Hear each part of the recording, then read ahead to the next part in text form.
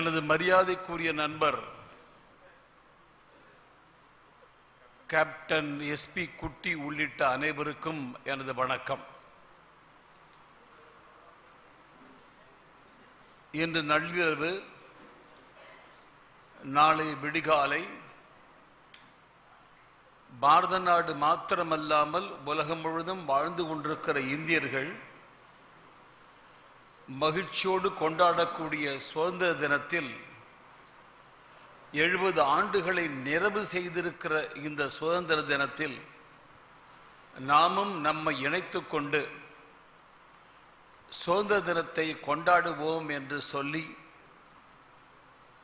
அத்தனை பேருக்கும் என்னுடைய மனமார்ந்த சுதந்திர தின வாழ்த்துக்களை இப்பொழுதே தெரிவித்துக் கொள்கிறேன். இந்த ஆண்டு சுதந்திர தினத்தை மிக சிறப்பான முறையில் நடத்த வேண்டும் என்று நம்முடைய பாரத பிரதமர் நரேந்திர மோடி அவர்கள் குறிப்பிட்டது மாத்திரமல்லாமல் ஆகஸ்ட் மாதம் 9ஆம் தேதியே வெள்ளையனே வெளியேறு இயக்கம் நடைபெற்ற நாள் தொடங்கி 15, 16, 17, 18 வரையில் தொடர்ந்து நாடு முழுவதும் கொண்டாட்டங்கள் நடைபெற்று வருகின்றன. சுதந்திர தினத்தன்று இது நாள் வரையில் ஏதோ பள்ளிக்கூடத்து மாணவர்கள் எல்லாம் வருவார்கள், பள்ளிக்கூடம் அலங்கரிக்கப்பட்டிருக்கும், கொடியேற்றுவார்கள், தேசிய கீதம் பாடப்படும், யாரோ பேசுவார்கள். அது பேசுவது எதிரே அமர்ந்திருக்கிற பள்ளிக்கூடத்து குழந்தைகளுக்கு புரியாது. நிறைவாக இனிப்பு தருவார்கள். முடிந்துவிட்டது என்ற மகிழ்ச்சியிலே, விழாவிலிருந்து தனக்கு விடுதலை கிடைத்துவிட்ட மகிழ்ச்சியிலே குழந்தைகள் ஓடுவார்கள். எதற்காக இந்த சுதந்திர தினம், என்ன முக்கியத்துவம் என்பது பற்றி நம்முடைய மாணவர்களுக்கு சொல்லித்தரப்படவில்லை. மாறாக கத்தியின்றி ரத்தமின்றி நாம் சுதந்திரம் பெற்றதாக வேறு சொல்லப்படுகிறது. எத்தனை எத்தனை தடியடியை தாங்கினர், எத்தனை எத்தனை செக்கிழுத்து வாடினர், தூக்குமேடை ஏறி நின்ற காளையர்கள் எத்தனை, தாக்குகின்ற குண்டினாலே உயிரிழந்தோர் எத்தனை. சும்மாவா வந்தது சுதந்திரம்? ஆனால் அது நம்முடைய இளைஞர்களுக்கு தெரியாது. சுதந்திர தினத்தை நாம் கொண்டாடுகிறோம். ஏறத்தாழ 300 ஆண்டுகள் அடிமைப்பட்டிருந்த நிலையிலிருந்து விடுபட்டு நம் நாட்டை நம்மவர்களே ஆட்சி புரிய தொடங்கி இருக்கிறார்கள் என்பதில் இருக்கிற மகிழ்ச்சி சொல்ல இயலாது. ஆனால் இந்த கொண்டாட்டம் என்பது எப்படி அமைய வேண்டும் என்றால், இந்த சுதந்திரத்திற்காக பாடுபட்டவர்கள் எத்தனை பேர், குறிப்பாக நம்முடைய தமிழகத்தின் தென்கோடியிலே கூட செண்பகராமன் நம்முடைய மாவட்டத்தை சார்ந்தவர். திருநெல்வேலியிலே ஊருக்கு ஊர் சுதந்திர போராட்டத்திற்காக பாடுபட்டவர்கள், பலிதானமானவர்கள். பக்கத்து மாவட்டத்தில் இவர்கள் வரலாறெல்லாம் சொல்வதற்காக சுதந்திர தினத்தை பயன்படுத்திக் கொள்ள வேண்டும் என்பது ஒரு பக்கம். அதுவே 1 மணி நேரம் பேசினாலும் போதாது. வேறொரு புறத்தில் இந்த சுதந்திர தினம் பெற்றுவிட்டோம், சுதந்திரம் பெற்றுவிட்டோம் என்ற மகிழ்ச்சி இருக்கிற அதே நேரத்தில் வரலாறு தெரிந்தவர்களுக்கு பாரத நாட்டை வெறும் கல்லாக மண்ணாக நினைக்காமல் தாயாக கருதுபவர்களுக்கு, தெய்வமாக போற்றுபவர்களுக்கு உள்ளூர ஒரு வேதனையும் இருக்கத்தான் செய்கிறது. பிரசவத்திற்காக மருத்துவமனையிலே சேர்த்திருந்த நேரத்தில் குழந்தை பிறந்துவிட்டது என்பது உண்மை. ஆனால் என்ன காரணத்தாலோ அந்த பிரசவத்தின் காரணமாக தாயாருக்கு மீட்க முடியாத ஒரு ஊனம் ஏற்பட்டு விட்டது என்றால், அந்த நாளை நினைத்த மாத்திரத்தில் குழந்தை பிறந்ததை எண்ணி மகிழ்வதா, அல்லது தாயார் அப்போதுதானே ஊனமுற்றாள் என்று எண்ணி வருந்துவதா என்று இரண்டும் கலந்த ஒரு உணர்வோடு இருக்கிற நிலையிலே இருப்பவர்களும் வரலாறு தெரிந்த தேசபக்தர்களும் இருக்கத்தான் செய்கிறார்கள். பாரத நாட்டின் ஒரு பெரும் பகுதியை வெட்டி கொடுத்த பிறகுதானே சுதந்திரம் கிடைத்தது. பாரத தாயின் கரங்கள் எல்லாம் வெட்டி துண்டாக்கப்பட்டது. அந்த நினைவும் வருகிறது. ஆனால் இதற்கு யார் காரணம்? என்ன பின்னணி? 2 ஆண்டுகளுக்கு முன்பாக திருப்பூர் நகரத்தில் இரவு 10:30 மணிக்கு 1000 பேர் கூடியிருந்தார்கள். RSS அமைப்பினுடைய ஏற்பாட்டில் கூட்டம்.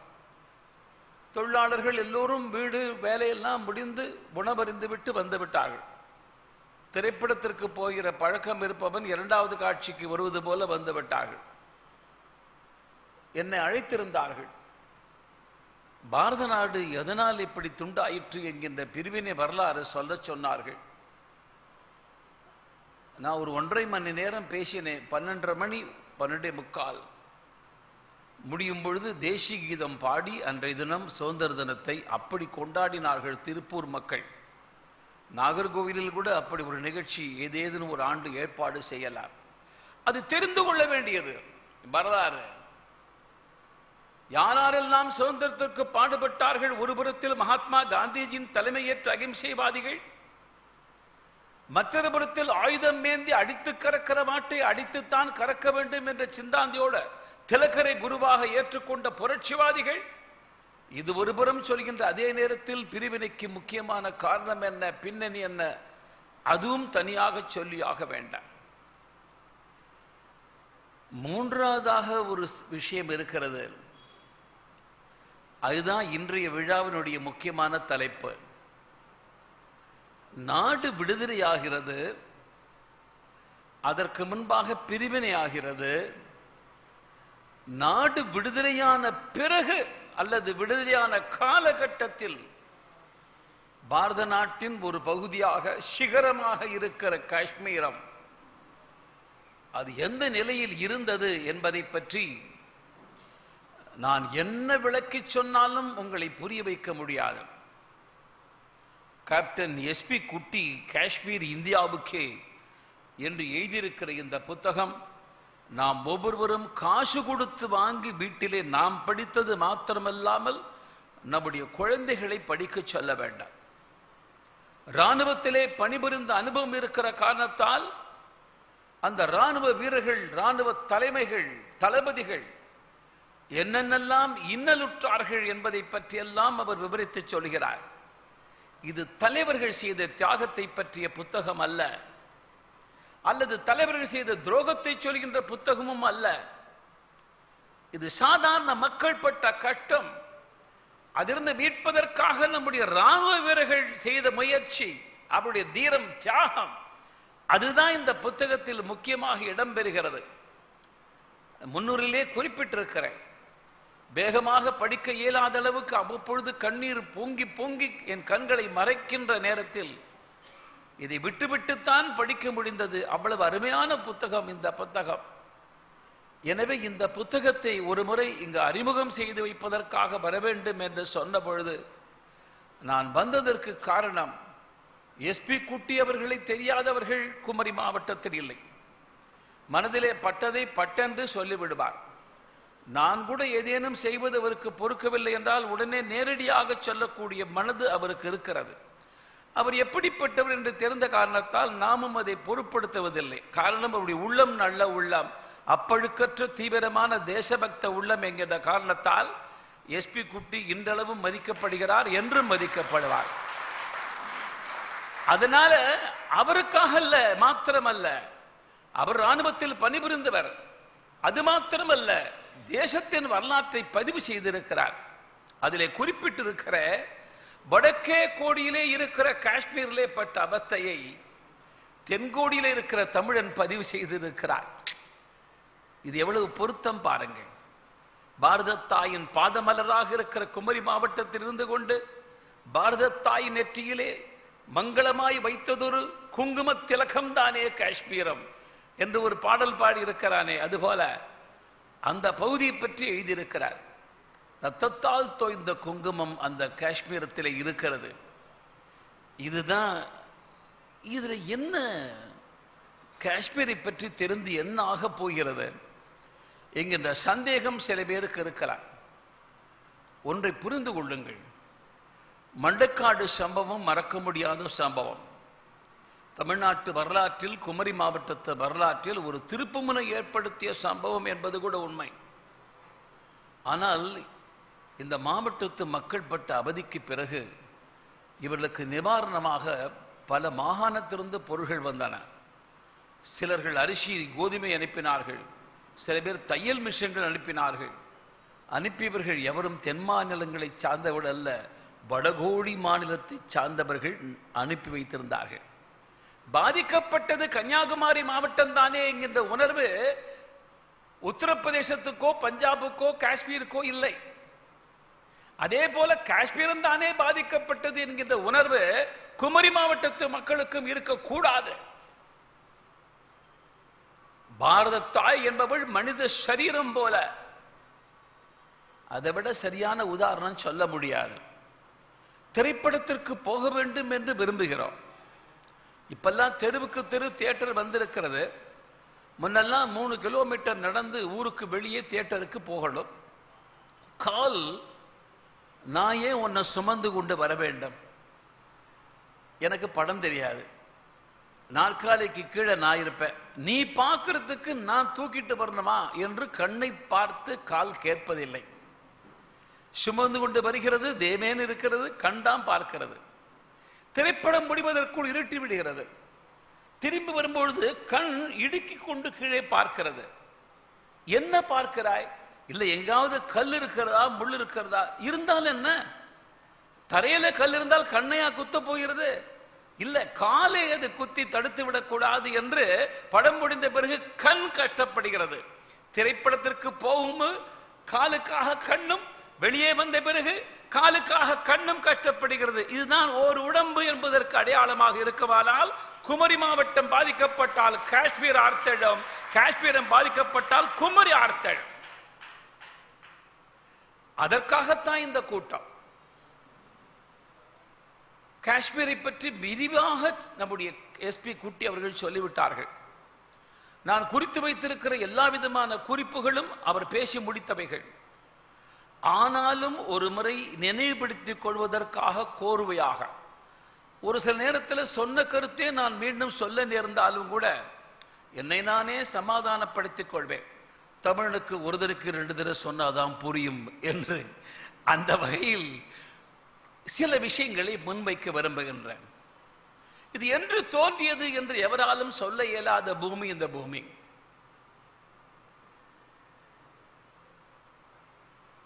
வடகோடியிலே இருக்கிற பனிபடர்ந்த மலைகள் நிறைந்திருக்கிற இந்த பகுதியில்தான் நம்முடைய ரிஷிகளிலேயே மிக தொன்மையான ரிஷியாக கருதப்படுபவர் பெயர் காஷ்யபர். காஷ்யப மகரிஷி தபம் புரிந்து வாழ்ந்த இடம் என்பதால் அந்த இடத்திற்கு பெயரே காஷ்யபமீரம் என்று பெயர். இந்த காஷ்யபமீரம் என்பதுதான் பின்னாலே காஷ்மீரம் என்பதாக மாறியிருக்கிறது. பகுதிக்கு பெயரே நம்முடைய பாரத நாட்டின் தொன்மையான ரிஷி, அவருடைய அடிப்படையில் தான் வந்திருக்கிறது காஷ்மீரம். ஆண்டுகள் பல கடந்து விட்டதால் வேகமாக போவோம் நாம. இந்து மன்னர்கள் தான் ஆட்சி புரிந்து வந்தார்கள். பாரத நாட்டின் எல்லா பகுதியை போலவா பாரத நாட்டின் இஸ்லாமிய ஆக்கிரமிப்புகள் நடைபெற்றது. நான் இந்த நேரத்தில் ஒரு கருத்தை சொல்ல வேண்டும். கேப்டன் குட்டி அவர்கள் கூட பேசும்போது பல நேரங்களில் முஸ்லிம் வீரர்கள், முஸ்லிம்கள் என்றெல்லாம் குறிப்பிட்டார்கள். நானும் கூட இஸ்லாமியர்கள் படையெடுத்து வந்தார்கள் என்று சொல்லும் பொழுது இந்த அவையில் இருக்கிற 1-2 பேருக்கு எண்ணம் வேறு மாதிரி இருக்க முடியும். அது என்ன இஸ்லாமியர்களை பற்றி சொல்கிறீர்களே என்று. ஆக்கிரமித்து வந்தவர்களை பற்றி நான் சொன்னால் அதற்கும் குமரி மாவட்டத்திலே வாழ்ந்து கொண்டிருக்கிற முஸ்லிம்களுக்கும் சம்பந்தம் இல்லை. அவர்கள் வேறு, இவர்கள் வேறு. இன்னும் சொல்லப்போனால் எனக்கும் அல்லது நமக்கும் இங்கிருக்கிற முஸ்லிம்களுக்கும் இருக்கிற ரத்த சம்பந்தம் ஆக்கிரமிக்கப்பட்ட முஸ்லிம்களுக்கும் இவனுக்கும் சுத்தமாக இல்லை. அவர்கள் வேறு, இவர்கள் வேறு. இதை புரிந்து கொண்டாக வேண்டாம். இரண்டாவது, வரலாறு என்பதற்கு சம்ஸ்கிருதத்தில் இதிகாசம் என்று பெயர். இதிகாசம் என்கின்ற சம்ஸ்கிருத வார்த்தையை தமிழை மொழிபெயர்த்தால் இப்படி நடந்தது, இதிகாசம். இப்படி நடந்தது என்று நான் எழுதும் பொழுது அதுல நடந்ததுதானே எழுத முடியும். அதனால இன்றைய நடைமுறை அரசியலை பற்றி பேசும்போது வேண்டுமானால் எச்சரிக்கையோடு பேசலாம். நடந்து முடிந்து போனது வரலாறு. 70 ஆண்டுகளுக்கு முன்பாக நடைபெற்ற சம்பவம் வரலாறு. இந்த வரலாற்றிலே இருப்பவர்களே எவருமே இன்றைக்கு உயிரோடு இல்லை. இருக்கலாமோ தெரியாது. வரலாற்றை சொல்லும் போது உள்ளதை உள்ளபடித்தான் சொல்ல வேண்டாம். சத்ரபதி சிவாஜி மகாராஜா முடிசூட்டி கொண்டு 300வது ஆண்டு விழா. அந்த ஆண்டு விழாவை ஒட்டி நான் அடிப்படையில் RSS அமைப்பை சார்ந்தவன் என்பது இங்கு இருக்கிற அனைவருக்கும் தெரியும். அது மாத்திரமல்ல, நான் பிறந்தது தஞ்சாவூர், ஆனால் என்னுடைய புகுந்தது நாகர்கோவில். முதலாக 1970 சங்கத்தின் பிரச்சாரக்காக முதலாக பணி செய்ய தொடங்கிய புனித இடம் நாகர்கோவில் நகரம். அதனால நான் என்ன சொல்ல வருகிறேன், அந்த நேரத்தில் சங்க பிரச்சாரக்காக இருந்த பொழுது சிவாஜி மகாராஜாவின் 300வது முடிசூட்டு விழாவை கொண்டாட வேண்டும் என்று முடிவெடுத்தார். சிவாஜியின் வாழ்க்கையை பள்ளிக்கூடத்து மாணவர்களுக்கு சொல்வது என்று முடிவாயிற்று. ஏதோ ஒரு பேரில் நானும் தென்பகுதியில் சில பள்ளிக்கூடங்களை அணுகினேன். நன்றாக நினைவிருக்கிறது, திருப்பத்தூர்ல ஒரு பள்ளிக்கூடம். அந்த தலைமை ஆசிரியர் ஒப்புக்கொண்டார். பல பள்ளிக்கூடங்களுக்கு போனோம். அந்த பள்ளிக்கூடம் நினைவிருக்கிறது. ராமகோபாலன் அவர்கள் தான் கதை சொல்லணும், கதையில் வரலாறு. நாங்கள் போன உடனே தலைமை ஆசிரியர் தன் அறைக்கு அழைத்து சென்றார். கொஞ்ச நேரம் பேசும்போது சொன்னார், நீங்கள் சிவாஜி மகாராஜா கதை சொல்ல போறீங்க, என் பள்ளிக்கூடத்தில் கொஞ்சம் முஸ்லீம்களும் கணிசமாக படிக்கிறாங்க, அதனால் கொஞ்சம் பார்த்து பேசணும். தலைமை ஆசிரியர். நம்ம ராமகோபாலன் அவர்களை பற்றி உங்களுக்கெல்லாம் நெருக்கமாக தெரிஞ்சவங்களுக்கு தெரியும். அவர் உடனே சொன்னார், அதனால் என்ன, நான் என்ன சொல்லணுமோ அப்படின்னு நான் சொல்கிறேன், நீங்கள் சொன்னது புரியுது எனக்கு. இப்போ உதாரணமாக அப்சல் கானும் சிவாஜியும் பார்த்தபோது சிவாஜி அப்சல் கான் வைத்த கிழிச்சி கொன்னார்னு வரலாறு வருது. இப்போ நீங்கள் சொன்னதுனால நான் என்ன பண்ண போகிறேன், அப்சல் கான் சிவாஜியை பார்த்தோன்னா ஹார்ட் அட்டாக்ல செத்து போயிட்டான்னு கதையை மாற்றி. என்ன சார் நீங்கள் இப்படி பேசுறீங்க, நீங்கள் என்ன சார் பேசுறீங்க, சிவாஜி கதையில் நடந்தான்னு நான் சொல்ல முடியும். அதே மாதிரி SP குட்டி காஷ்மீர் சம்பவத்தை